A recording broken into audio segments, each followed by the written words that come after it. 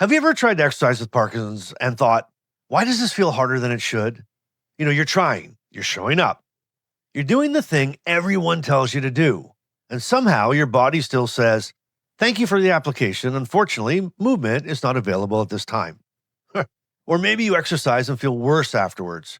Maybe you start strong and crash, or maybe you plan a workout, but your off period shows up like an unwanted guest with a clipboard. Or maybe you miss one day and then two. And suddenly your brain turns it into a dramatic season finale called, well, I guess we're done forever. Well, today we're talking about 5 Parkinson's exercise mistakes that might be making your symptoms feel worse, or at least making exercise harder to keep doing. And stay with me till the end because I'm going to give you the exact way that I'd explain this to my doctor or my physiotherapist.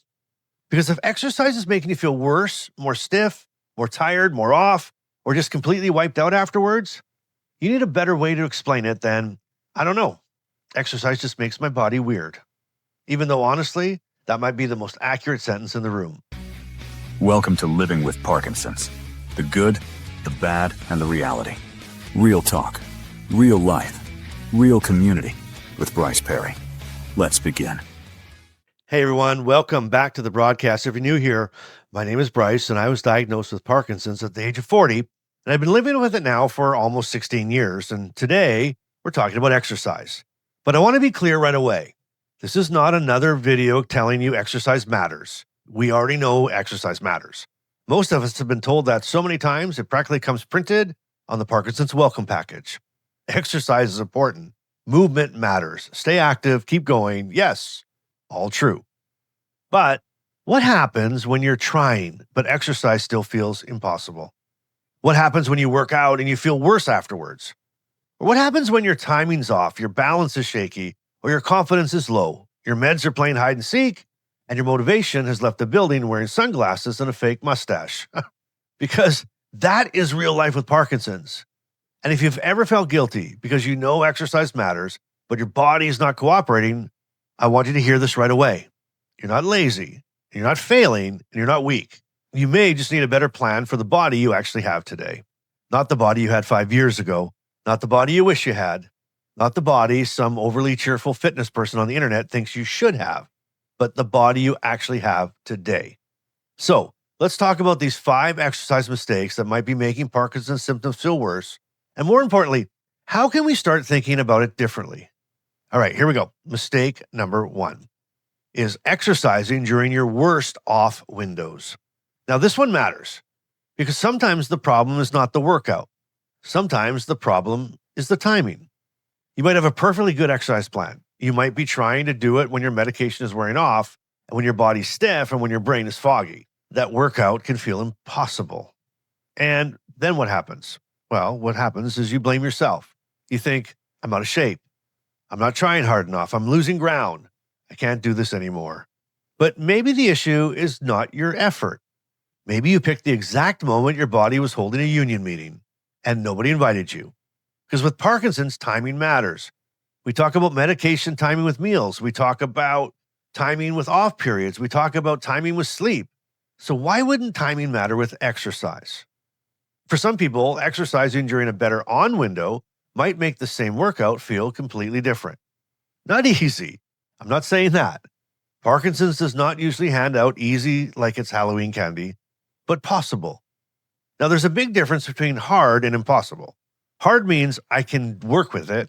Impossible means my body has locked the door, turned off the lights, and it's pretending not to be home. So if exercise keeps feeling terrible, start asking, when am I doing it? Am I close to an off period? Am I waiting too long after my meds? Am I trying to exercise before my body's warmed up? Am I doing it at a time of day when I usually feel my worst? Because if your exercise timing is fighting your medication cycle, you may be starting every workout already behind. And that is exhausting. All right, so mistake number 1 is exercising during your worst off window and then blaming yourself when it feels awful.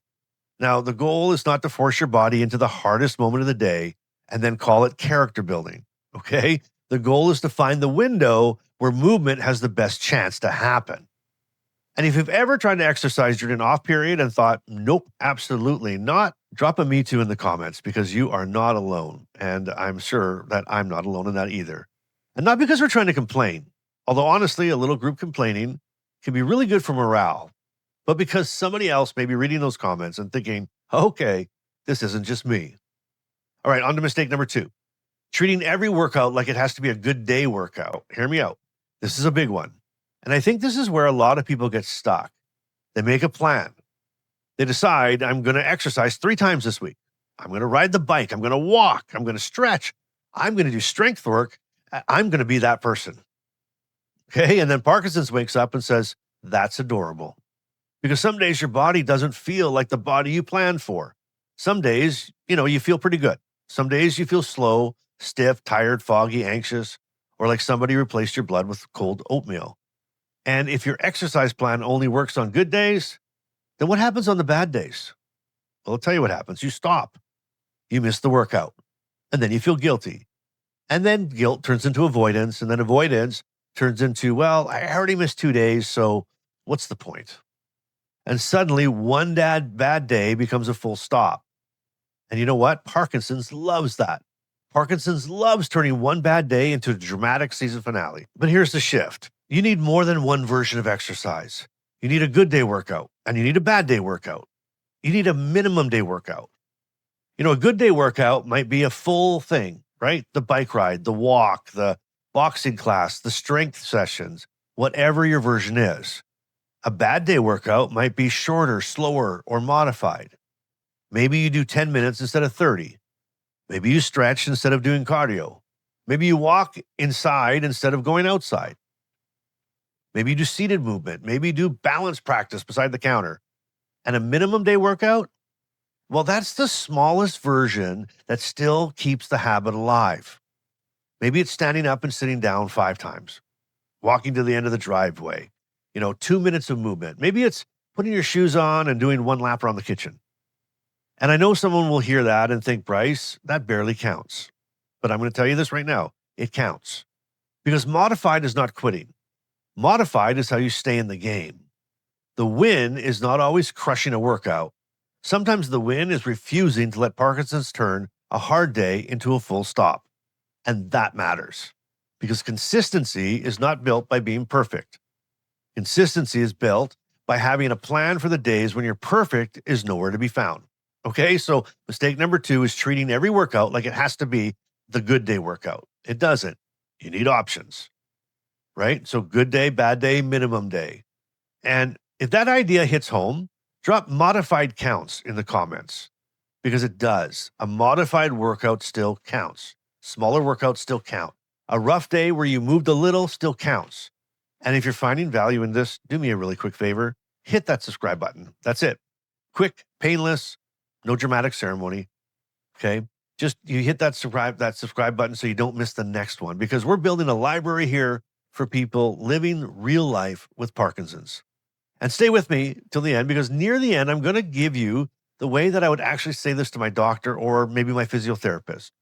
Okay. Not a complicated speech, not a 19-page symptom novel with a glossary, but just a simple way to say, here's what exercise is doing to me. Okay. All right. Let's move on to mistake number 3. And that's ignoring the movements that actually prevent falls. Now, this one's sneaky because when people think about exercise, they usually think about the obvious stuff. Walking, cycling, weights, boxing, stretching, the stuff that feels like a workout. But with Parkinson's, some of the most important exercise may not look exciting at all. It may look like practicing how you stand up, how you turn, how you step over something, or how you change direction. How you move safely when your balance feels questionable and gravity is standing nearby with bad intentions. And I know that does not sound thrilling. Nobody wakes up and says, you know what I'm craving today? A spicy little session of controlled turning. Right? But if turning makes you unsteady, turning practice matters. If getting out of a chair is harder, sit to stand practice matters. If stepping over cords or curbs or thresholds or random shoes on the floor makes you nervous, safe stepping matters. And this does not have to be complicated. One simple thing you can practice, if it's safe for you to do, is this. Sit in a sturdy chair, stand up slowly, pause, find your balance, and then turn carefully towards the counter, the wall, or something stable nearby, and then sit back down. And that's it. I know it sounds boring and it's not very flashy. No one is going to make an inspirational movie about Bryce standing up from a chair and turning toward the kitchen counter. Although honestly, with Parkinson's some days, that deserves an award. But that movement is still real. Standing up is real life.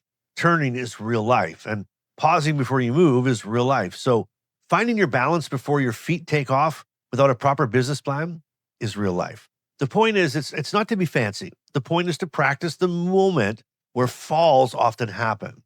Because falls do not usually happen when everything is perfect. They happen when you turn too fast, or you stand too quickly, or you reach while twisted, or you step back without thinking, rush to the bathroom, carry too much, or pretend that, you're still moving exactly like you did before Parkinson's started rearranging the furniture. And if you're having near falls, that is not nothing. A near fall is your body sending a warning email before it turns into a full meeting with gravity. And gravity is very committed to attendance. So, mistake number 3 is ignoring the movements that usually prevent falls because they don't feel like real exercise. They're real, they matter. And that may be some of the most important movements that you practice. Okay, here's mistake number 4. Saying, I exercise, instead of explaining what happens after. Now, this one is huge because a lot of us get into appointments and we say things like, yeah, I exercise, and that's it. But that doesn't tell the full story, does it? Because exercise with Parkinson's is not just a yes or no. The better question is, what happens when you exercise? Do you feel better after? Do you crash? Does your stiffness improve? Does fatigue hit later? Does dyskinesia show up? Does your balance feel better or worse? Okay, those details matter because your doctor or your physiotherapist cannot help adjust the plan if all they hear is I'm exercising. That's like telling a mechanic the car makes a sound. Helpful? Oh, a little maybe, but not enough. What kind of sound? When does it happen? How bad is it? Did it happen before or after the thing you did? Right? Details matter. And with Parkinson's, details can change the conversation. And remember, I'm going to give you a sentence, though, that I promised, and it's still coming, because saying exercise makes me feel weird is not wrong, but we can make it clearer. And clearer information will get you better support. All right, here's mistake number 5. Letting one bad day become the end of the plan. Now, this one is personal for a lot of people, right? If this one hits you right off the bat, as soon as I said that, give me a me too in the comments for that, because with Parkinson's, one bad exercise day can mess up with your head, right? You plan to move, you don't. So you feel guilty. Then the guilt gets heavy. Then you miss another day. Before you know it, your brain says, well, clearly we have failed forever. Very dramatic. That's terrible leadership. 0 stars. I do not recommend that. But a bad workout is not a verdict, right? It's just a data point. Maybe you were off. Maybe you slept terribly. Maybe you pushed too hard the day before. Maybe you were just stressed out, right? Maybe your meds were off, or maybe your body just had one of those Parkinson's days where everything is harder for no reason, because apparently clarity was not included in the diagnosis package. Okay, the mistake is not having a bad day. The mistake is letting that day write the whole story, because the goal is not to never miss. The goal is to return to movement, return to the plan, return to the minimum version if that's all you have, and not with punishment and not with shame and not with some aggressive speech in the mirror where you call yourself a warrior at 6 a.m. while your body's just begging for toast. To start again, do a little, because a little is better than nothing. And a little repeated often can become something very powerful. Okay, so mistake number 5 was letting one bad day become the end of the plan. Do not let Parkinson's turn one bad day into the season finale. Sometimes the win is not pushing harder. Sometimes the win is coming back. And don't go anywhere, because Carmen's Care Partner Corner is coming up, but I'm going to give you that exact sentence right after that. The one that I would actually say to my doctor, right? If my exercise was making symptoms feel worse, or if I was struggling to figure out what my body was doing. All right, don't go anywhere. Carmen's Care Partner Corner is coming up, but I'm going to give you that exact sentence that I would say to my doctor or my physiotherapist right after Carmen's done. And I'm telling you, it's something that you really need to have in your back pocket when you talk to your doctors. Okay. Now, it is time for Carmen's Care Partner Corner. And here's what Carmen, my wife, said when we talked about this episode. From the care partner side, exercise can be tricky because you know movement matters. You want to help and you want to encourage. You want to see the person that you love stay as strong and mobile as possible. But encouragement and pressure can start to look very similar if we're not careful. And sometimes, without meaning to, did you exercise today can start to sound like a test or a reminder that they failed or one more thing that they're not doing well at. So the question might need to change. Maybe instead of asking, did you exercise today? You could try, what kind of movement feels possible for you today? Now that leaves the room for the person to have a hard day without feeling like they disappointed you. Maybe today is a full workout day. Maybe today's a short walk day. Maybe today's just a stretch day. Maybe today is just a stand up and move a little day, but it still counts. And care partners need to remember that Parkinson's motivation is complicated. Fatigue is real. Off periods are real. Pain, stiffness, anxiety, and sleep problems are real. So if someone is struggling to exercise, it may not be because they don't care. It may be because the day is already heavy. Sometimes the best support is not pushing harder. Sometimes it's helping make the first step easier. Shoes ready, water nearby, a simple plan, a little encouragement, no guilt trip. Because guilt is not a good personal trainer. It just makes everyone tired. So my care partner reminder is this. Encourage the person, do not manage them. Ask what feels possible. Do not assume that they should be able to do it. And celebrate the modified days too, because modified is not failure. Modified is how people keep going. Wow. Thank you, Carmen. I love that. I really love that. I love that line. Guilt is not a good personal trainer. That is so true. Because if guilt worked, we would be all in perfect shape. Our closets would be organized and I'd have answered every email from 2017. But guilt does not all usually help people move, but support does. And Carmen's right. The question, what kind of movement feels possible today, is so much better than did you exercise? Because it gives the person room to be honest. And when we can be honest, we can have a better chance of actually doing something that fits the day. Not the fantasy day, but the real day. Now, Carmen talked about asking what kind of movement feels possible. So let's get to that sentence I promised you at the start. Because if exercise is making your symptoms feel worse, or if you're just struggling to keep going, you need a clear way to explain that to your doctor or your physiotherapist. And here's how I'd actually say it. Okay. I'm trying to exercise, but I'm noticing that when I do it too close to an off period, I feel more stiff and wiped out afterwards. That is simple. That's clear. And it gives your doctor or your physiotherapist something to work with. You're not just saying exercise is hard. Because yes, guess what? Exercise is hard. Thank you for coming to my TED Talk, right? You are saying when it happens, what you notice and what happens afterwards. And if you want the fill in the blank version, it would be this. I'm trying to exercise, but I notice it feels harder when, and afterwards my symptoms seem to, that's it. One simple sentence. And that's a very different conversation than just saying exercise makes me feel weird. Because with Parkinson's, the details matter. When is it hard? What makes it worse? What happens after? That information can help your care team work with you. And again, this is not about changing your medications or exercise plans on your own. It's about giving your healthcare team better information so you can make better decisions together.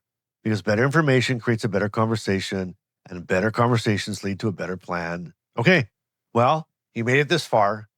You've unlocked today's Bryce-ism. If you're ready for it, here it is. Parkinson's exercise is not about becoming a superhero. It's about convincing your brain, your body, your meds, your balance, and your motivation to attend the same meeting. And if they all show up on time, honestly, mark it on the calendar because that is a miracle. Okay. Oh, I hope you enjoyed that. So if this video helped you, please hit that like button. Not for me, though. For the person sitting at home feeling guilty because they know exercise matters, but Parkinson's keeps making it harder than it should be. One click helps YouTube show this video to them. And if you're living with Parkinson's, caring for someone who is, or trying to understand this disease better, I want you to subscribe and join us here. It's not just a channel, it's a community. And in the comments, here's what I'd like you to tell me today. Which mistake hits home for you? Drop the one that hit you the most. Or Just write modified counts if that's the reminder you need today. Your comment might help someone else stop beating themselves up and start trying again. And as always, I want to thank you for watching. Thank you so much for being part of this community. Until next time, I want you to keep showing up. I want you to keep being real. And I want you to keep doing life today. I love you so much. And I'll see you on the next episode.